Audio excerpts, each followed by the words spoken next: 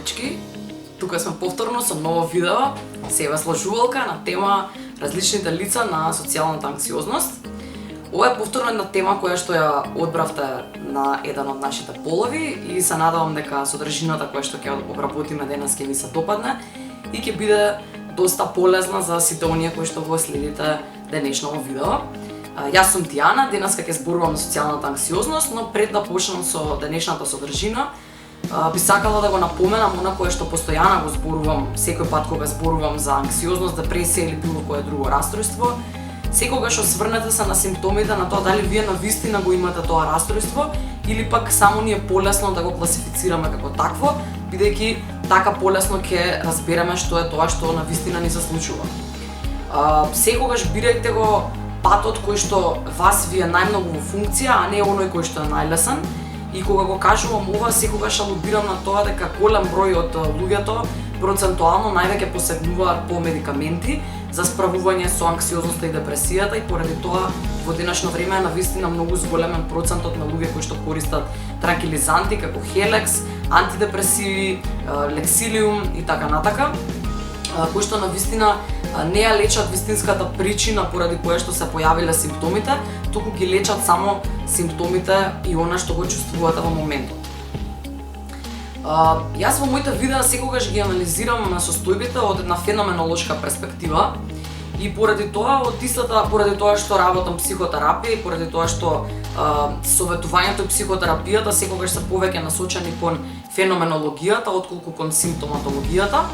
И кога ги поделувам вака работите, тоа во превод значи дека анксиозноста можеме да ја прецепираме од еден психијатриски аспект на симптоматологија, дали чувствувате гушење, давење, чувство дека ќе умрете, некакви катастрофични сценарии во вашата глава, додека пак феноменологијата и она што го учат психологијата и психотерапијата е всушност што нас тие симптоми сакаат да ни кажат и што тоа за нас значи, бидејќи гушењето кај две или повеќе различни индивидуи може да значи сосема различна феноменологија и да доаѓа од една сосема различна позадина. Океј, да ја почнеме денешната тема. Уште еднаш добро дојдовте во Себе сложувалка. Денес зборуваме за социјална анксиозност. Што е социјална анксиозност? Значи, кога зборуваме за социјална анксиозност, тоа е еден вид, односно еден подвид на анксиозност кој што се однесува конкретно на социјалните ситуации и на социјалните интеракции во кои што влегуваме во секојдневието. Да се биде социјално анксиозен значи да се чувствува една неудобност и една нелагодност кога сме присутни со пријатели, со некакви социјални контакти, но многу повеќе кога сме присутни на јавни места каде што има навистина многу гужва, многу луѓе и така натаму. Но она што сакам да ви го донесам е дека социјалната анксиозност не значи потреба за личен простор, бидејќи да се има потреба за личен простор е нешто навистина природно и нормално. Исто така социјална анксиозност не значи дека вие имате потреба да едноставно поминете време со себе, да го редуцирате излегувањето и да ги редуцирате вашите социјални средби, како би можеле да ги наполните батериите и на некој начин да бидете сами со себе, бидејќи сето ова што го направив е нешто што е навистина многу здраво и нешто што карактеризира една здрава особа, односно не карактеризира сите нас. Сите ние имаме потреба да го задржиме нашиот личен простор, сите ние имаме потреба понекогаш да направиме пауза од социјалните контакти, а ова многу почесто се случува во подоцнежните години, кога нели поминале пубертетот, поминале студентските години и веќе се фокусираме на работи кои што ја развиваат нашата рефлексија, односно се фокусираме повеќе на она што е во нас, отколку на она што е надвор од нас. Социјалната анксиозност конкретно не се појавува поради стравот од стапување во социјални контакти, односно не се плашиме од тоа да стапиме во социјални контакти, туку многу повеќе се поврзува со тоа што ќе кажат другите за нас и со тој ризик дека можеби другите луѓе ќе нас запознаат во едно вистинско светло во кое што ние ќе се посрамотиме, ќе кажеме нешто што не држи вода, ќе се покажеме во некое социјално непожелно светло и оттаму голем дел од психолозите ја поврзуваат социјалната анксиозност токму со намалена самодоверба. И сега, намалената самодоверба како таква, знаете дека може да се појави во секој дел од животот, односно дека човекот природно не се раѓа со висока самодоверба, туку едноставно самодовербата флуктуира во зависност од тоа какви животни сценарија и ситуации ви се случиле во скорешно минато, во подалечно минато и така натака. Значи, човек кој што имал навистина висока самодоверба може да помине низ доста травматични настани, па таа самодоверба да се промени, односно да се намали.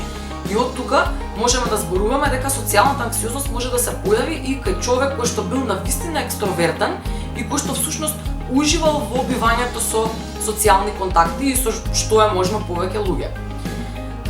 Јас малку ги поделив поимите интроверзија, екстроверзија и социјална анксиозност, бидејќи во денешно време екстровертноста е една навистина многу посакувана црта, односно речиси на секое поле плюс е да бидат екстровертни. Бидејќи секаде се бараат луѓе кои што се харизматични, се преферираат луѓе кои што се шеговити, доста комуникативни, кои што знаат кои што умеат да остварат некаков човечки контакт, и тоа навистина фрла една сенка на луѓето кои што ја немаат оваа карактерна црта и кои што се можеби поповлечени и понасочени кон бивање сами со себе. Што сакам да кажам со ова? Па замислете како би изгледал светот доколку сите би биле екстровертни. По природа на нештата сите не можеме да бидеме исти, па оттаму прекрасно е да бидете интроверт, исто како што е прекрасно да бидете и екстроверт. Што би значило тоа?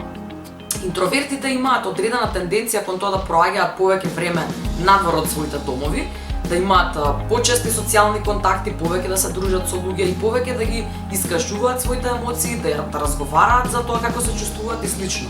Но интровертите од друга страна пак се навистина богати со една рефлексија и многу повеќе ги анализираат нештата на длабинско ниво, бидејќи нивната комуникација сами со себе е навистина поразвиена. Ова секако не е закон и не е пример за сите интроверти и за сите екстроверти, но сакам да кажам дека и двата типа на темперамент кај луѓето имаат навистина своји предности и мани. Па така, например, интровертите процентуално можат полесно да го задржат фокусот на една задача, додека пак екстровертите полесно го губат фокусот бидејќи почесто се заинтересирани за повеќе работи отколку за една работа подлабински. Да се биде социјално анксиозен не значи да се биде екстроверт или интроверт. И двата вида на темперамент може да бидат подеднакво зафатени од социјалната анксиозност и да бидат подеднакво зафатени во различни фази од живењето.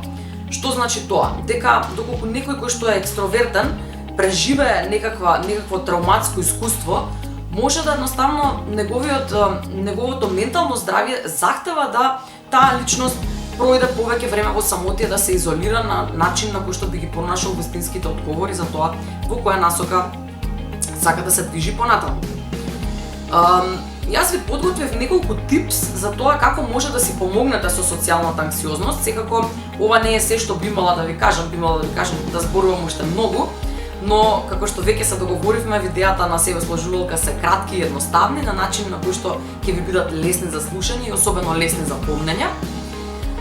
Кои се типс кои се советите кои што јас ги предложувам за социјалната анксиозност?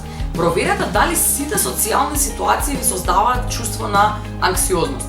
Дали можеби таа анксиозност ја поврзувате со одредени места или пак ја поврзувате со одредени луѓе.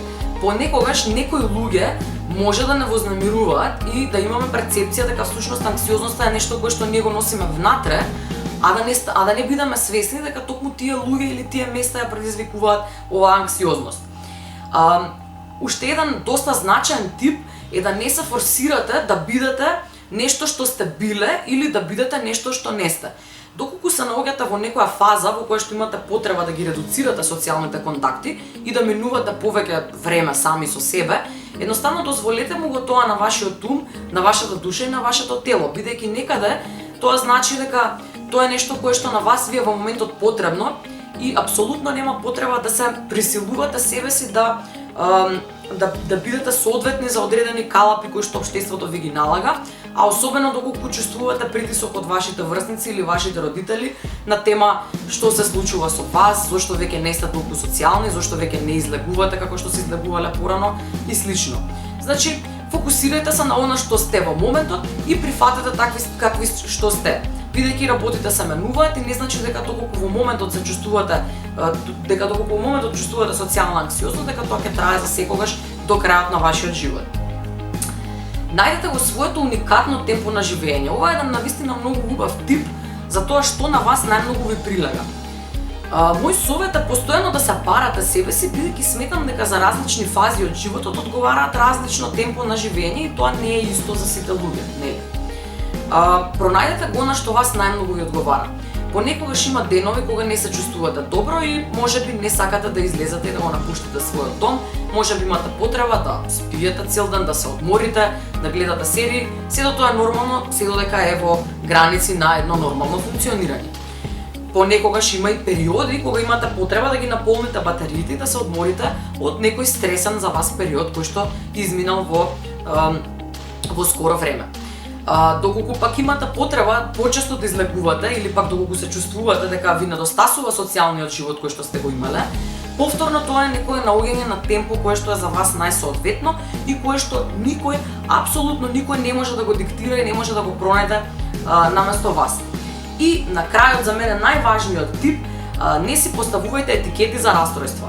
Зошто го кажувам ова? Затоа што кога ќе си кажете себе си дека имате социјална анксиозност или дека имате анксиозност во глобала, тоа не го решава проблемот. Секогаш обидувајте се да ги анализирате работите феноменолошки и да погледнете што за вас тие значат, бидејќи мојата анксиозност и вашата анксиозност за нас значат навистина многу различни работи.